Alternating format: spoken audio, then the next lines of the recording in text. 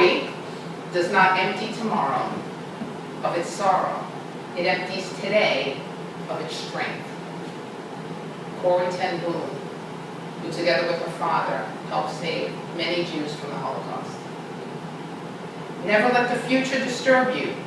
You will meet it if you have to.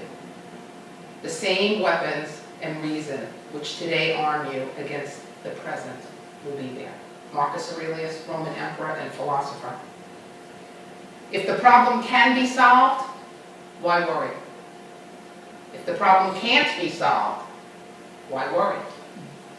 And that takes care of all the things there are possibly to worry about. And that's from me, but it's a take on what I've heard through the years, so I can't take credit for that. I can only apply it to my life. For years, I've heard quite an interesting statistic around worry and anxiety. And that is 80 to 90% of the things we worry about never come to pass. So what's the purpose for worry? And how does it help things? If you haven't figured it out already, today's talk is about anxiety and worry, and it's called Be Not Anxious. I've suffered from anxiety and panic attacks since I was a child.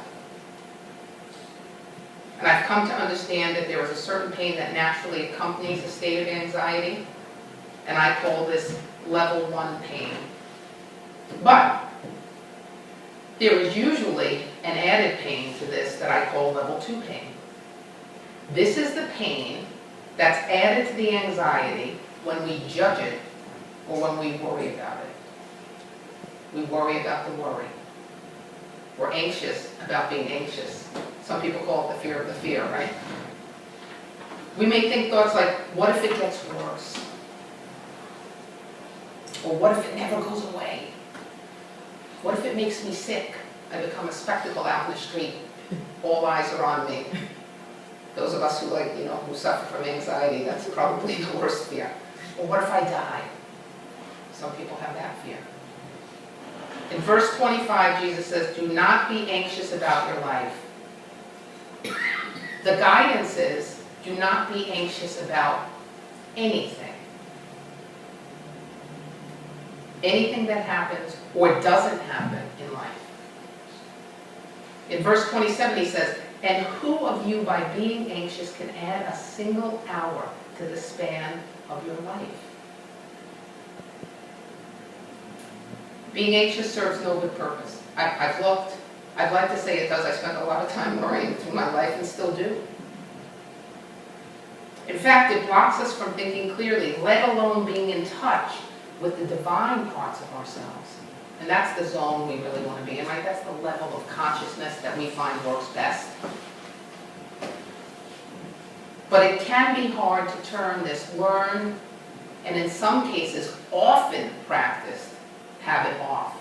Right? They say every thought is a prayer. My prayer, more often, hands down, more often than not, has been about what I'm afraid of, what I don't want. I've been conditioned this way. And I've also worked very hard over the last 25 years to move away from it. Each of us can relate to this sort of thing to a greater or lesser degree. Some of us become anxious by being alone.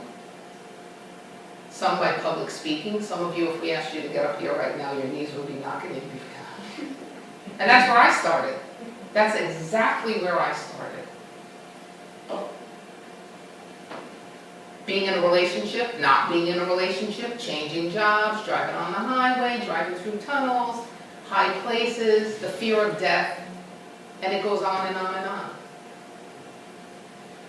But how does Jesus suggest through these passages that we manage our anxiety? Well, if you listen closely, if you've ever dissected this passage for yourself from the Sermon on the Mount, there are 4 targeted ways, 4 suggestions that he makes. And I'd like to go through them with you now briefly, because I find them to be extremely helpful and at the same time extremely practical. Number 1, he tells us to look to nature. Nature holds great wisdom. In this passage, we're told of the birds, the lilies, and the grass of the fields, right? You heard all that when I read through this. How do they make their way in the world. He says the birds do not sow or reap, the lilies neither toil nor spin. That is to say that they have no capacity to try to control or self-direct their life.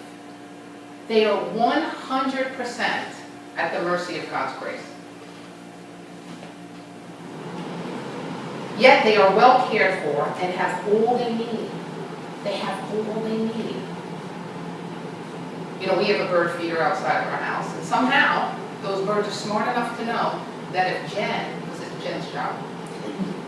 If Jen doesn't fill that bird feeder, well, lo and behold, I still see them nice and pudgy and happy. They're getting the food from somewhere. They figure it out. Power of instinct. They're cared for.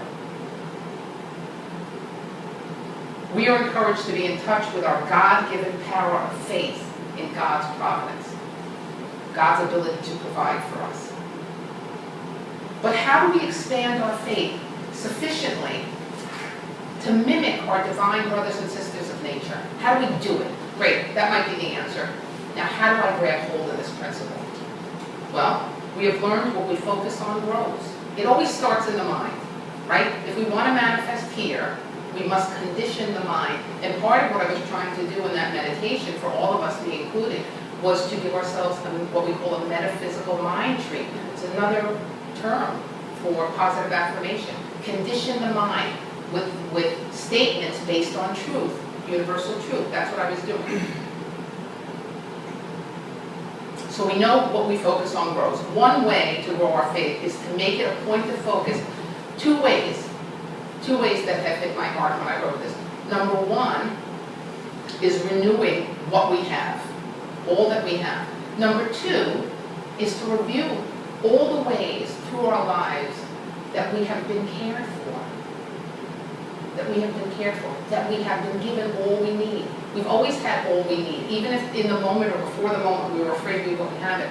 If we didn't, we wouldn't be here today. Somehow, we've had enough of what we need to make it here today to hear this.